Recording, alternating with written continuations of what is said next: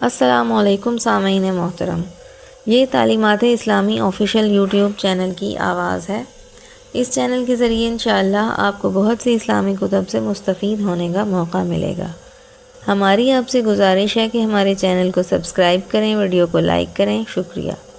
اعوذ باللہ من الشیطان الرجیم، بسم اللہ الرحمن الرحیم۔ رب اشرح لی صدری ویسر لی امری واحلل عقدۃ من لسانی یفقہوا قولی۔ تفسیر نمونہ کے اگلے لیسن کے ساتھ ہم حاضر ہیں۔ ریڈنگ کرتے ہوئے ہم صفحہ نمبر 68 پر پہنچے تھے، جہاں پر ہماری ویڈیو ایک سوال پر ختم ہوئی تھی جس کا جواب ہم اب دینے جا رہے ہیں۔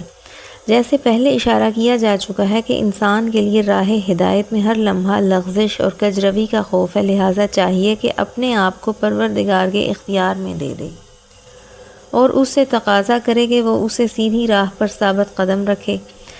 ہمیں فراموش نہیں کرنا چاہیے کہ وجود ہستی اور دیگر تمام نعمات لمحہ بلمحہ اس مبدأ عظیم ہی سے ہم تک پہنچی ہیں۔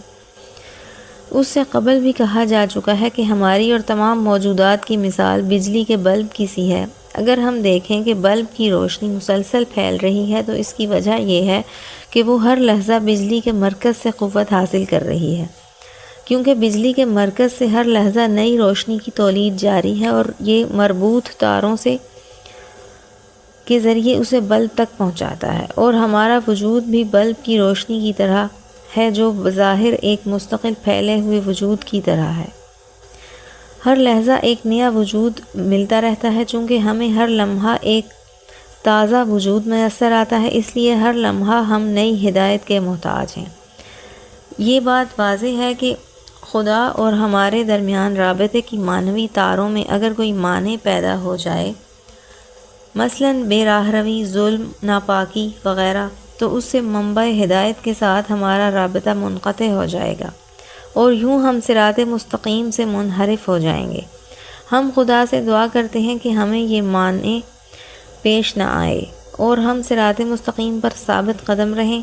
دوسری بات یہ ہے کہ ہدایت کے معنی ہے طریقِ تکاہل کو طے کرنا، یعنی انسان تدریجاً مراحل نقص پیچھے چھوڑتا جائے اور مراحل بلند تک پہنچتا جائے۔ ہم یہ بھی جانتے ہیں کہ راہ کمال یعنی ایک کمال سے دوسرے کمال تک پہنچنے کا راستہ محدود ہے، گویا ایک لامتناہی سلسلہ ہے۔ اس بنا پر کوئی تعجب نہیں کہ انبیاء و ائمہ علیہم السلام بھی خدا سے صراط مستقیم کی ہدایت کا تقاضا کریں، کیونکہ کمال مطلق تو صرف ذات خدا اور باقی سب بلا استثناء سیر تکاہل میں ہیں، لہٰذا کیا حرج ہے کہ وہ بھی خدا سے بالاتر درجات کی تمنا کریں۔ کیا ہم نبی اکرم صلی اللہ علیہ وآلہ وسلم پر درود و سلام نہیں بھیجتے؟ اور کیا درود و سلام اصل محمد و آل محمد پر پروردگار سے نئی رحمت کا تقاضا نہیں؟ کیا رسول اللہ صلی اللہ علیہ وآلہ وسلم نہیں فرماتے تھے رب زدنی علما، خدایا میرے علم میں اضافہ فرما؟ کیا قرآن کے نہیں کہتا بسم اللہ الرحمن الرحیم وَيَزِيدُ اللَّهَ الَّذِينَ اهْتَدَوْا هُدًى، یعنی خدا ہدایت یافتہ لوگوں کو ہدایت میں اضافہ کرتا ہے؟ یہ بھی قرآن میں ہے، بسم اللہ الرحمن الرحیم وَالَّذِينَ اهْتَدَوْا زَادَتْهُمْ هُدًى وَآتَاهُمْ تَقْوَاهُمْ، یعنی جو ہدایت یافتہ ہیں خدا ان کی ہدایت میں اضافہ کرتا ہے اور انہیں تقوی عطا کرتا ہے۔ سورہ محمد آیت 17۔ اسی نے نبی اکرم صلی اللہ علیہ وآلہ وسلم اور ائمہ علیہم السلام پر درود بھیجنے کے متعلق سوال کا جواب مل جاتا ہے۔ ہم نے جو کچھ کہا ہے اس کی وضاحت کے لیے ذیل کی حدیثوں کی طرف توجہ فرمائیں۔ حضرت امیر المومنین علی علیہ السلام ارشاد فرماتے ہیں، حدیث کا ترجمہ ہے کہ خداوند عالم، جو توفیقات تو نے ماضی میں ہمیں عنایت کی ہیں، جن کی برکت سے ہم نے تیری اطاعت کی ہے، انہیں اسی طرح برقرار رکھ تاکہ ہم آئندہ بھی تیری اطاعت کرتے رہیں۔ امام جعفر صادق علیہ السلام فرماتے ہیں، خدا بندہ ہمیں اس راستے پر جو تیری محبت اور جنت تک کا ثابت قدم رکھنے والا راستہ ہے، ہلاک کرنے والی خواہشات اور انحرافی اور تباہی کرنے والی آراء سے مانے ہے۔ صراط مستقیم کیا ہے؟ آیات قرآن مجید کے مطالعے سے معلوم ہوتا ہے کہ صراط مستقیم آئین خدا پرستی، دین حق اور احکام خداوندی کی پابندی کا نام ہے۔ جیسے سورہ انعام میں ہے، بسم اللہ الرحمن الرحیم، قل اننی ہدانی ربی الی صراط مستقیم دینا قیما ملت ابراہیم حنیفا وما کان من المشرکین، یعنی کہہ دیجئے کہ میرے پروردگار نے مجھے صراط مستقیم کی ہدایت کی ہے، جو سیدھا دین ہے، وہ جو اس ابراہیم کا آئین ہے جس نے کبھی خدا سے شرک نہیں کیا۔ دین ثابت یعنی وہ دین جو اپنی جگہ قائم ہے۔ ابراہیم کے آئین توحیدی اور ہر قسم کے شرک کی نفی کا تعارف یہاں پر صراط مستقیم کے عنوان سے ہوا ہے، اور یہی بات اس اعتقادی پہلو کی عکاسی کرتی ہے۔ سورہ یاسین میں ہے، بسم اللہ الرحمن الرحیم، الم اعہد الیکم یا بنی آدم الا تعبدوا الشیطان انہ لکم عدو مبین وان اعبدونی ھذا صراط مستقیم۔ اے اولاد آدم، کیا میں نے تم سے یہ عہد و پیمان نہیں لیا تھا کہ شیطان کی پرستش نہ کرنا، اس کے احکام پر عمل نہ کرنا، کیونکہ یقیناً وہ تمہارا کھلا دشمن ہے، اور یہ کہ میری ہی عبادت کرنا یہی صراط مستقیم ہے۔ یہاں دین حق کے عملی پہلوؤں کی طرف اشارہ ہوا ہے جو ہر قسم کے شیطانی فعل اور عملی انحراف کی نفی ہیں۔ سورہ آل عمران میں آیت 101 میں قرآن کے مطابق صراط مستقیم تک پہنچنے کا طریقہ خدا سے تعلق اور ربط پیدا کرنا ہے۔ جنہوں نے اللہ کے دامن رحمت کو تھامے رکھا، انہی نے صراط مستقیم کی ہدایت پائی۔ اس نقطے کی طرف نظر ضروری ہے کہ صراط مستقیم صرف ایک ہی راستہ ہے، کیونکہ دو نقطوں کے درمیان خط مستقیم صرف ایک ہی ہو سکتا ہے جو نزدیک ترین راستے کو تشکیل دیتا ہے۔ لہٰذا اگر قرآن کہتا ہے کہ صراط مستقیم دراصل اعتقادی عملی پہلوؤں سے دین و آئین الہی ہے، تو اس کی وجہ یہی ہے کہ دین ہی نزدیک ترین راستہ ہے خدا سے ربط پیدا کرنے، اور یہی وجہ ہے کہ دین حقیقی واقعی ہے اور وہ بھی ایک ہے فقط۔ بسم اللہ الرحمن الرحیم، ان الدین عند اللہ الاسلام، دین خدا کے نزدیک اسلام ہی ایک دین ہے۔ سورہ آل عمران۔ انشاءاللہ ہم بعد میں بیان کریں گے کہ اسلام ایک وسیع معنی رکھتا ہے، اور اس میں ہر وہ آئین توحید شامل ہے جو کسی بھی زمانے میں جاری تھا اور کسی نے آئین سے منسوخ نہیں کیا۔ یہاں سے واضح ہوتا ہے کہ مفسرین نے صراط مستقیم کی جو مختلف تفاسیر بیان کی ہیں، ان سب میں ایک ہی حقیقت کی طرف اشارہ ہے۔ بعض نے اس کے معنی سلام کے ہیں، بعض نے قرآن، کچھ مفسرین نے اسے رسول اور ائمہ علیہم السلام برحق مراد لیے ہیں، کچھ نے اللہ کا آئین کہ جس کے علاوہ خدا کوئی چیز قبول نہیں کرتا۔ ان تمام معانی اسی دین الہی کی طرف سے تمام تر اعتقادی اور عملی پہلوؤں کے ساتھ ہیں۔ جو روایات مصادر اسلامی میں اس سلسلے میں وارد ہوئی ہیں، ان میں ہر ایک اس مسئلے کے ایک زاویے کی طرف اشارہ کرتی ہے۔ سب کی بازگشت ایک ہی اصل کی طرف ہے۔ رسول اکرم صلی اللہ علیہ وآلہ وسلم نے ارشاد فرمایا کہ صراط مستقیم کا راستہ اور انبیاء وہ ہستیاں ہیں جن پر اللہ نے انعام کیا۔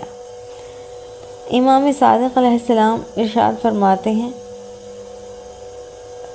تفاسیر میں یوں ہے، اس سے مراد امام کا راستہ اور معرفت ہے۔ ایک اور حدیث میں امام صادق علیہ السلام ہی سے منقول ہے، واللہ نحن الصراط المستقیم، بخدا ہم صراط مستقیم ہیں۔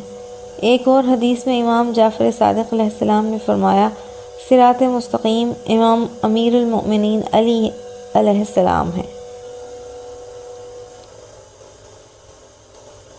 یہ مسلم ہے کہ رسول اکرم صلی اللہ علیہ وآلہ وسلم اور امیر المومنین علیہ السلام اور دیگر ائمہ اہل بیت علیہم السلام کے سب اسی آئین توحید کی دعوت دیتے رہے، وہ دعوت جس میں اعتقاد بھی ہے اور عمل بھی ہے۔ قابل توجہ بات یہ ہے کہ راغب نے کتاب مفردات میں صراط کے معنی میں کہا ہے، صراط کے معنی میں سیدھا راستہ، لہٰذا مستقیم ہونے کا مفہوم جو صراط میں مضمر ہے، گویا مستقیم ساتھ بطور صفت ہے، اور جو اس مسئلے پر تاکید کے مفہوم میں ہے، صراط الذین انعمت علیہم غیر المغضوب علیہم ولا الضالین، ان لوگوں کی راہ جن پر تو نے انعام کیا، ان کی راہ نہیں جن پر تیرا غضب ہوا، اور نہ یہ کہ وہ گمراہ ہو گئے۔ تفسیر: دو انحرافی خطوط۔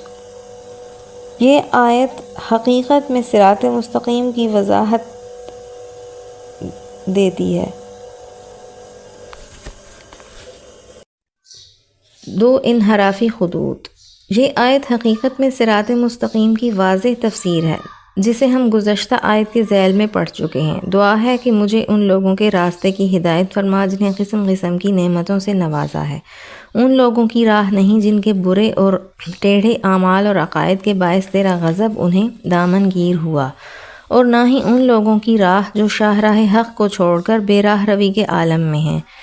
صراط الذین انعمت علیہم غیر المغضوب علیہم ولا الضالین۔ حقیقت یہ ہے کہ چونکہ ہم راہ و رسم ہدایت سے پورے طور سے آشنا نہیں، لہٰذا خدا ہمیں دستور دے رہا ہے کہ ہم انبیاء، صالحین اور دیگر وہ لوگ جو نعمت و الطاف الہی سے نوازے گئے ہیں، ان کے راستے کی خواہش کریں۔ نیز ہمیں خبردار کیا گیا ہے کہ تمہارے سامنے دو ٹیڑھے خطوط موجود ہیں، مغضوب علیہم اور خط ضالین۔ ان دونوں کی تفسیر ہم بہت جلد ذکر کریں گے۔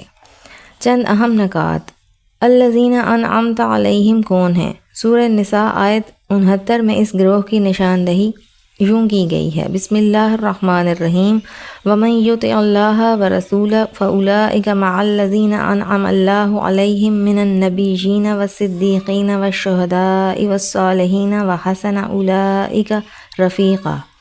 جو لوگ خدا اور رسول کے احکام کے اطاعت کرتے ہیں، خدا انہیں ان لوگوں کے ساتھ قرار دے گا جنہیں نعمات سے نوازا گیا، اور وہ ہیں انبیاء، صدیقین، شہدائے راہ حق اور صالح انسان، اور یہ لوگ بہترین ساتھی ہیں۔ جیسا کہ ہم دیکھ رہے ہیں کہ اس آیت میں شاید اس معنی کی طرف اشارہ ہو کہ ایک صحیح و سالم ترقی یافتہ اور مومن معاشرے کی تشکیل کے لیے پہلے انبیاء اور رہبران حق کو میدان عمل میں آنا چاہیے، ان کے بعد سچے اور راست باز مبلغ ہوں جن کی گفتار اور کردار میں ہم آہنگی ہو، تاکہ وہ اس راستے سے انبیاء کے مقاصد کو تمام اطراف میں پھیلا دیں۔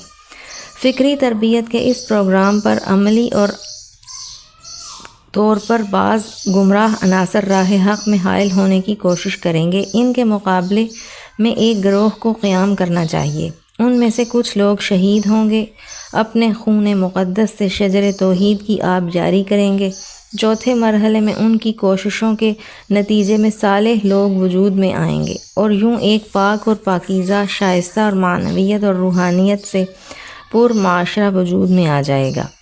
اس لیے ہم روزانہ صبح و شام سورہ حمد میں پے در پے خدا سے دعا کرتے ہیں کہ ہم بھی ان چار گروہوں کے طریقے کے راہی ہیں، جن کا راستہ انبیاء کا راستہ، صدیقین کا راستہ، شہداء کا راستہ اور صالحین کا راستہ ہے۔ واضح ہے کہ ہر زمانے کو انجام تک پہنچانے کے لیے ہمیں ان میں سے کسی خط کی پیروی میں اپنی ذمہ داری کو انجام دینا ہوگا۔ نمبر 2، مغضوب علیہم اور ضالین کون ہیں؟ ان دونوں آیات میں الگ الگ بیان کرنے سے ظاہر ہوتا ہے کہ ان میں سے ہر ایک کسی خالص گروہ کی طرف اشارہ ہے۔ دونوں میں فرق کے سلسلے میں 3 تفسیریں موجود ہیں۔ قرآن مجید میں دونوں الفاظ کے استعمال کے مواقع سے ظاہر ہوتا ہے کہ مغضوب علیہم کا مرحلہ ضالین سے سخت ہے۔ بالفاظ دیگر ضالین سے مراد عام گمراہ لوگ ہیں اور مغضوب علیہم سے مراد منافق ہیں۔ یہی وجہ ہے کہ ایک موقعوں پر ایسے لوگوں کے لیے خدا کے غضب اور لعنت کا ذکر ہوا ہے۔ سورہ نحل آیت 106 میں ہے، بسم اللہ الرحمن الرحیم، وَلَٰكِن مَنْ شَرَحَ بِالْكُفْرِ صَدْرًا فَعَلَيْهِمْ غَضَبٌ مِّنَ اللَّهِ، جنہوں نے کفر کے لیے اپنے سینوں کو کھول رکھا ہے ان پر اللہ کا غضب ہے۔ سورہ فتح آیت نمبر 6 میں ہے، بسم اللہ الرحمن الرحیم، وَيُعَذِّبَ الْمُنَافِقِينَ وَالْمُنَافِقَاتِ وَالْمُشْرِكِينَ وَالْمُشْرِكَاتِ الظَّانِّينَ بِاللَّهِ ظَنَّ السَّوْءِ عَلَيْهِمْ دَائِرَةُ السُّوءِ وَغَضِبَ اللَّهُ عَلَيْهِمْ وَلَعَنَهُمْ وَأَعَدَّ لَهُمْ جَہَنَّمَ۔ منافق مرد اور عورتیں، مشرک مرد اور عورتیں جو خدا کے بارے میں برے گمان کرتے ہیں، خدا ان سب پر عذاب نازل کرے گا۔ ان سب پر اللہ کا غضب اور اس کی لعنت ہے، وہ انہیں اپنی رحمت سے دور رکھتا ہے اور انہی کے لیے اس نے جہنم تیار کر رکھی ہے۔ بہرحال مغضوب علیہم وہ ہیں جنہیں راہ کفر میں عناد اور حق سے دشمنی رکھنے کے علاوہ رہبران الہی اور انبیاء مرسلین کو ہر ممکن اذیت اور ایذا پہنچانے سے بھی گریز نہیں ہے۔ سورہ آل عمران آیت 112 میں ہے، بسم اللہ الرحمن الرحیم، وَبَاءُوا بِغَضَبٍ مِّنَ اللَّهِ وَضُرِبَتْ عَلَيْهِمْ مَسْكَنَةٌ ذَلِكَ بِأَنَّهُمْ كَانُوا يَكْفُرُونَ بِآيَاتِ اللَّهِ وَيَقْتُلُونَ الْأَنبِيَاءَ بِغَيْرِ الْحَقِّ ذَلِكَ بِمَا عَصَوْا وَكَانُوا يَعْتَدُونَ۔ ان یہودیوں پر خدا کا غضب ہو اور انہیں رسوائی نصیب ہو، کیونکہ وہ انبیاء الہی کو ناحق قتل کرتے تھے اور حدود شریعت سے تجاوز کے مرتکب ہوتے تھے۔